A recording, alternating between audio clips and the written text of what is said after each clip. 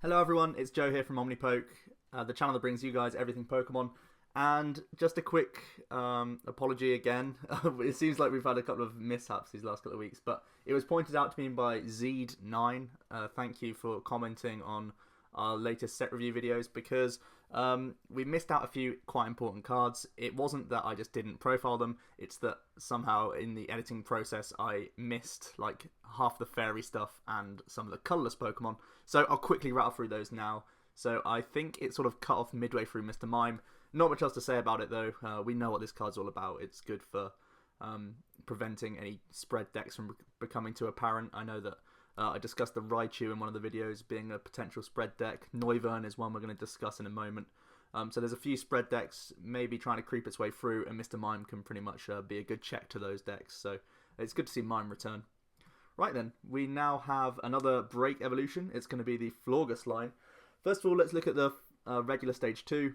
Florges is 110 HP as a fairy type. It's fairly low HP for a stage 2. It has the Calming Aura ability, and each of your Pokemon's attacks has one fairy less in its energy cost. So, really, I think this is quite a good ability. It's almost like Acceleration, but it's cheating energy cost, so it's kind of the same thing, which is pretty cool.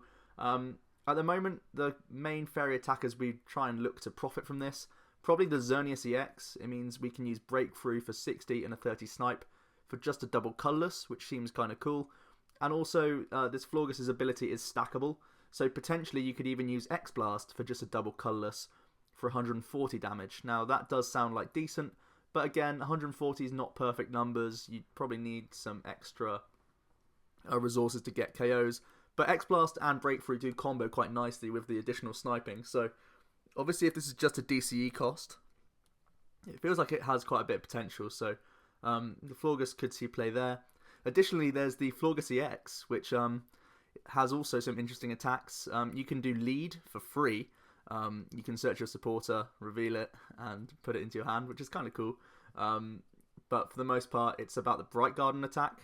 It means if there's one Florges in play, your Florges EX's attack, Bright Garden, just requires one colourless energy, which is pretty awesome because you get to do 20 times the number of grass and fairy Pokemon you have in play. With Skyfield, that means you can hit 180, which is pretty awesome. So I'd like to see someone try and build a Florges deck. You could even have the grass types that sort of fill your bench as maybe even attackers because you have the option to use colourless energy. So it'd be quite cool to see this Florges work. It is a lot of investment, like I say, stage 2.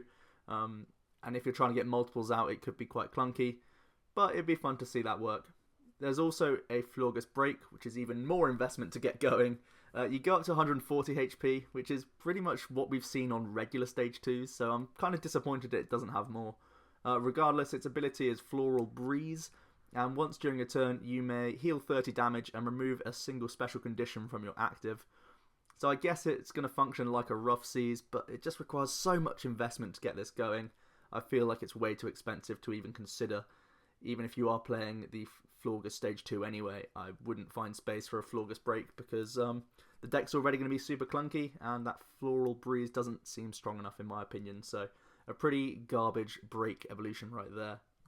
Moving on, we have quite an interesting Xerneas. Now, this card gets the creative juices flowing, but it's definitely a rogue concept. I don't think this is going to be good particularly, but I think it's definitely one that I want to try out, and it's probably going to be a lot of fun.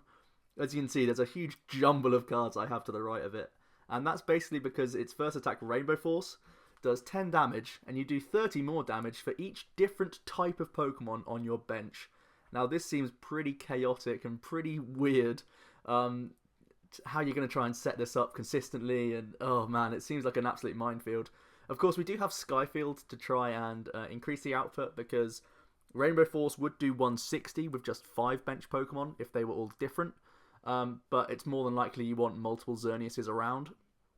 Oh no, one of the Xerneases could still be on your bench because that works, but either way, Skyfield is probably how you're going to want to play this so that you can start killing stuff like Mega Evolutions. I think with 7 you hit 220, and of course you could have Muscle Band on top of that as well, so definitely a powerhouse type card, but it's really how we're going to fit around this deck, and the best way I can think about it is using a Bronzong and Smeargle line. to try and accelerate your energy and then turn it into a fairy energy, so you can use Rainbow Force for essentially a double colourless plus a Metal Lynx, which is pretty cool. And then you're going to fill out your bench with other just random types, really, like the Ninetales to keep Skyfield in play, maybe a few things like I've shown the Stunfisk down there. If we're already playing like the Smeargle build, we can have these techs with random energy in our discard pile just to sort of be a boxy build to really capitalise on certain weaknesses, not necessarily the Stunfisk itself, but these random attackers that could come in handy. Fairy's actually quite a good type to be right now because you can hit on Giratina so hard. The Xerneas has 120 HP as well, so it can survive a hit from like Mega Man and stuff, so pretty decent overall. But it is going to be difficult to keep this going. Like once you get hit with like a parallel city, it's going to be really painful, stuff like that. But it seems like it could be a lot of fun, this Rainbow Force attack. There's also things you can flood the bench with like unknowns and then just use them to draw or keep it on the bench for damage. So there's a few options for Xerneas, and it's going to be one that I want to try out because it's a fairly low energy cost, and like I say, we can play the Smeargle Bronzong combination. I think it might be one of the best decks to try the Smeargle Bronzong combo in, because Xerneas seems like it can swing quite hard, which would be fun. So yeah, definitely an interesting card, but you know, you're basically tearing your hair out to find a consistent list for this. You might end up just throwing in different types of Pokemon for literally the sake of it being a bench sitter. But like I say, trying to capitalise on this using useful stuff like Bronzong, like Ninetales, could be quite fun. Next up, let's look at the dragon types of the set. We have Noivern, and it's another break evolution as well. The new Noivern is actually the one in the middle, 100 base HP, it's a dragon type, tuning as its first attack. It allows you to shuffle your hand into your deck, and then you draw the number of cards equal to your opponent's hand. It does actually have some synergy with the break. Its second attack is Air Slash. It does 120 for Psychic, Dark, and Colourless. Don't ask me why that's the attack cost of Noivern, it just seems to be the pattern. And you also have to discard an energy to attach to yourself. Pretty mediocre damage, pretty mediocre attacker. That's the reason why I've actually put the Furious Fist Noivern in the picture as well, to the right there, because this is probably the one you would like to use if you are going to play the Noivern break. Simply because it has the ability Echolocation. If any damage is done to this Pokemon by attacks, you get to flip a coin, and if heads, you prevent that damage, which is absolutely awesome. Having a break evolution that can potentially half the time not die, that's really awesome. Or not even take damage as well, so if it's something like a Giratina that can't even one-shot a Noivern, this could turn into, you know, a 3 or 4 shot depending on their flips, so that seems like a lot of fun. The Noivern does have the Boom Burst attack as well, doing 30 spread to everything, and that could be decent utility because the Synchro Woofer attack on the break, which I'll get to in a minute, does hit quite a high number, but not quite enough to get one-hit KOs, so having this secondary attack, Boom Burst, might be a helpful addition as well, and help you out against like non-EX decks. So I know that Noivern has been played around with before, and this break only gives it a slight buff, so I'm not totally convinced at how good this deck is going to be on the whole. But let's take a look at the break regardless. We go up to 130 HP, which is kind of cool, and the Synchro Woofer attack, it has the same cost as all the other Noivern's attacks. So a Psychic, Dark, and Colourless. Bear in mind, of course, we have Double Dragon to help that cost. We do 70 base damage, and if you have the same number of cards in hand as your opponent, it does 80 more. So that's 130. We can go to 150 with Muscle Man, doesn't seem too worth it. But like I say, that 130 and then a couple of Boom Burst spreads, that's finishing off anything really. Additionally, you can just use like double sub Synchro Woofer to hit through Megas quite comfortably, so capitalising on things with Judge and Battle Reporter to try and maintain the same hand size. It's much like Glalie in the way its attack functions. It does actually have slightly higher base damage than Glalie, so it might even be the safer route if you're going for that option. And like I say, the Echolocation is such a powerful ability. It seems like a lot of fun to me, this deck to build. Like I say, we've seen the Noivern before. This Synchro Woofer attack is good, but it's not absolutely groundbreakingly fantastic, so I'm not certain on how good this deck's going to be overall. But that ability just seems so good, so I feel like it could find its way into the format at one point or another. It does have decent support. Like I say, Judge can just take people out of the game regardless of what you're doing on your side of the field, so I feel like Noivern could be a fun one to test out as well, and probably one of the better breaks that we've demonstrated today. So now onto the colourless Pokemon. We are first looking at the Stage 1 Dodrio. This is a reprint from, I think it's Heart Gold, Soul Silver and Daunted, if I remember correctly. I was playing around that time, and I definitely remember the Dodrio. It's a 90 HP Stage 1, so quite easily searchable, and it has the ability Retreat Aid. As long as this Pokemon is on your bench, your active Pokemon's retreat is 2 less. This is absolutely amazingly helpful for the Vileplume deck. We know that Vileplume Regice Milk Tank is kind of a thing. All of those guys have chunky retreat costs, and it can be a pain if you get captured up to be stalled. Having a Dodrio in your deck, maybe a 1-1, maybe a 2-2 if you're super concerned, can really help that out. It means you can single attach to move your Vileplume out the way. At the moment, they're playing like 4 AZ, and even then, it can be really annoying to not have it. Having Dodrio on the bench to be a constant answer to that sort of thing can really help out Vileplume players. Yeah, Dodrio was seen in the old Vileplume deck, even though the old Vileplume had 1 less retreat cost than our current one. I still feel like the Dodrio inclusion could be absolutely fantastic. Now, in terms of other decks, I think, for the most part, because we have Floatstone back, we already have Escape Rope Switch. Some decks are still teching a single AZ with the VS Seeker combo that we have.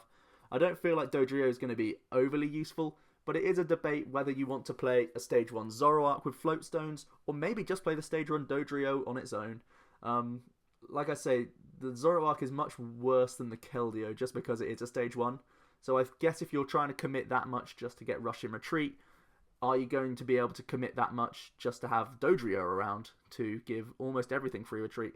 It's something you have to worry about. I guess if you are playing Rush in Retreat Zoroark, that's probably because you're playing an even chunkier deck, like a Metal Box or something like that, whereas Dodrio would not be too helpful, but it might be more helpful than a Zoroark in other decks. So it's one to sort of toss up into the air. It's good that we have a lot more free retreating stuff in format right now, because it feels like at the moment every deck I'm building, I'm throwing in AZ just in case I get Lysander stalled, so Dodrio does help out quite a bit there.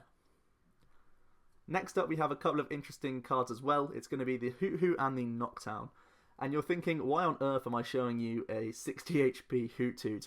Well, it's because it has a very interesting attack. It has DCE cost, and it is called Proclaim the Night. Your opponent can't play any item cards from his or her hand during his or her next turn. Sound familiar? Well, it should, because it's Quaking Punch, but without the damage. This is pretty awesome. And it's really going to improve this Noctowl build if you do try and make it. I feel like this does have some viability to it, because it has great synergy with Noctowl in terms of his attacks, but also really helps slow down your opponent in most matchups. The Hoothoot has resistance to fighting, which is actually a very interesting point as well, because the main threat right now to lower stage Pokemon is Lucario Bats. Actually, no, Lucario hits through resistance, so that doesn't matter. I was going to try and make a point about it being slightly more survivable against that deck, but I guess Lucario's early attacks hits through resistance anyway, so ignore that completely. But yeah, Proclaim the Night can slow down decks and try and keep Hoothoot around. Maybe while you set up a Vileplume on the bench, you can set up Proclaim the Night to guarantee early lock, so you're not frantically searching out the Vileplume and dumping your hand on the way and getting rid of precious resources, etc. You could even play a slower build where you're playing like Candy Vileplume rather than playing Forest of Giant Plants. So yeah, I really like the Hoothoot's attack. Like I say, it works fantastically with Noctowl. So let's have a look at that now. It has 90 HP for a Stage 1, nice and levelable, searchable.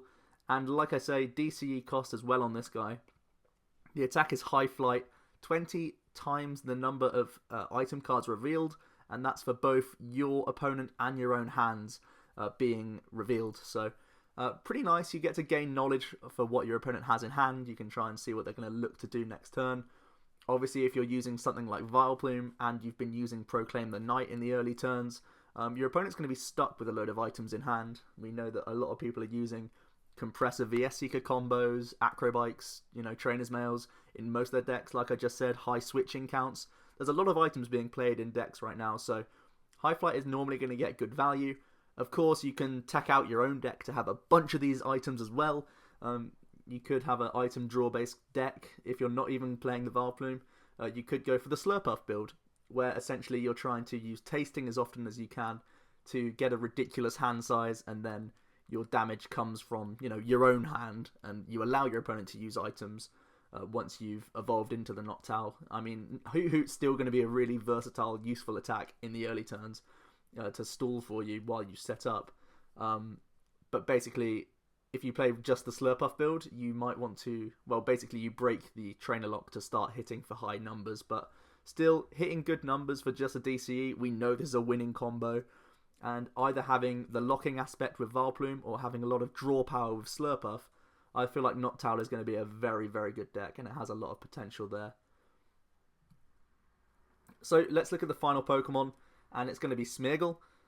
Smeargle has a very interesting ability. I discussed it when talking about the Xerneas just a minute ago, but the ability is Second Coat, and once during your turn, you may switch a basic energy attached to your active with a different type of basic in your discard pile.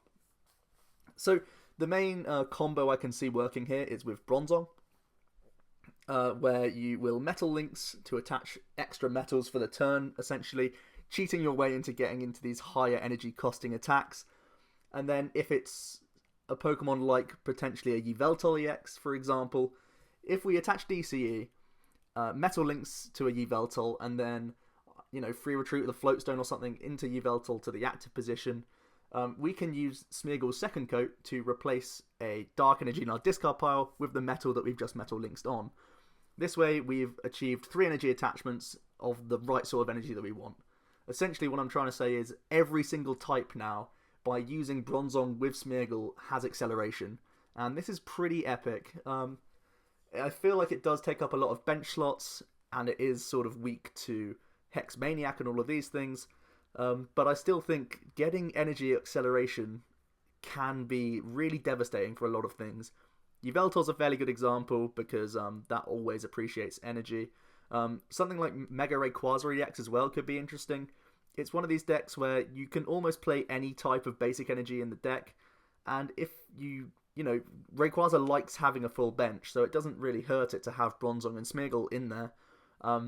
So you just have these on, and then have a couple of tech Pokemon, and a couple of different types of basic energy, and you just sort of be a boxy build, and have these sort of non-EX counters to whatever Rayquaza's weak to. And I feel like that could be a lot of fun as well, so I think Smeargle Bronzong could be really good. Smeargle on his own can sometimes be useful. Like, for instance, Mega Manectric Regice, that plays dual typing. And being able to just switch a lightning energy that you've attached to a Regice into a water energy could be really helpful. Something like Articuno as well, that can find its way into that deck. And even though you're just playing like 3 or 4 waters, it can really improve your outs of getting that Articuno set up. So I feel like Smeargle is a very good one. It could find its way into, like I say, Regice, Manectric just as that one-of tech to help you out.